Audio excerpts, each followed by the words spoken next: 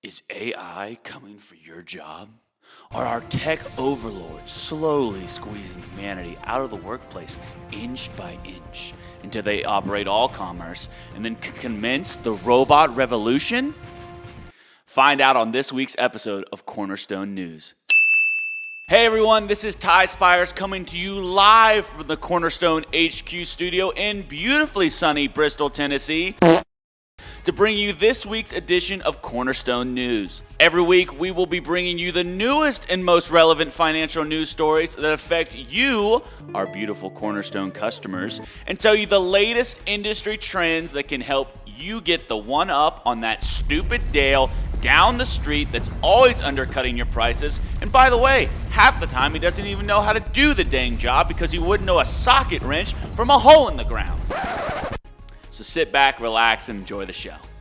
Did you get enough Taylor Swift news during the NFL season when she was shown more often on the TV broadcast than seemingly the actual game? Well, too bad. We're talking about her today on the show because her Eras tour is significantly boosting the economy of every town she visits, and even the ones she doesn't. All across the country, small businesses are jumping on the T-Swift bandwagon and having Taylor Swift theme nights to boost sales and increase attendance. These businesses range from roller rinks throwing Swiftie skate nights to Japanese restaurants having Taylor Swift brunch. Those numbers won't show up in economic data, says Ryan Herzog, an economics professor at Gonzaga University, but will show up in the bottom line of small businesses. Nobel Prize-winning economist Paul Krugman agrees with Herzog, saying she, Swift, is in and of herself an economic event. She's a global economic phenomenon, even at the micro level.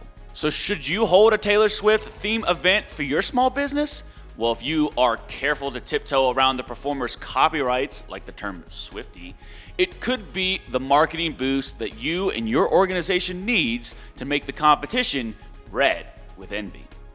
Don't write Gen Z off as spoiled little brats just yet, because personal finance expert Ken Coleman is saying that Gen Z will bring in an entrepreneurial boom like we've never seen before. One of the main reasons cited by Coleman is ever-increasing technology and its ability to level the playing field. Instead of having to take years to learn either in university or through the corporate ladder, now youths are able to bypass such hurdles with resources like YouTube and other online educational resources that allow them to learn from the very best in every industry for a fraction of the price. The Ramsey Solutions host is even saying that he believes that we are heading towards a post-college career trend.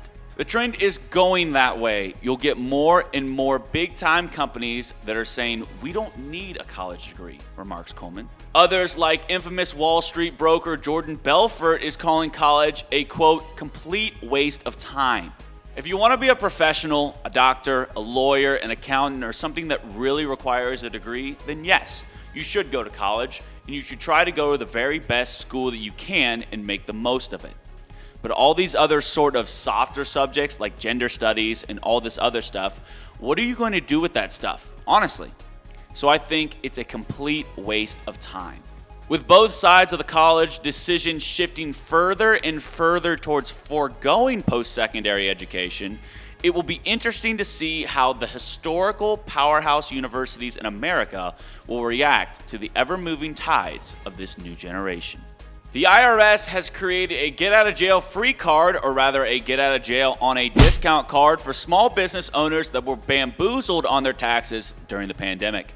As part of pandemic-era relief, the IRS implemented the ERC, or Employee Retention Credit, that could offer small business owners up to $26,000 per employee if they qualify. However, when there's money to be made, bad apples always come with it, and many charlatan-esque companies popped up promising fat checks and little work to businesses for a small fee, even if the businesses didn't qualify.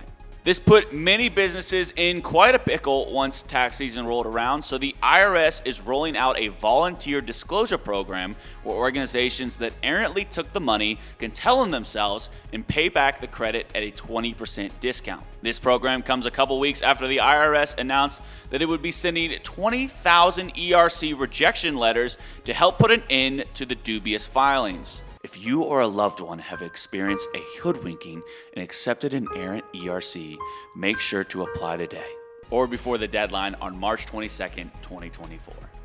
Well, our worst fears as employers are coming true, or are they?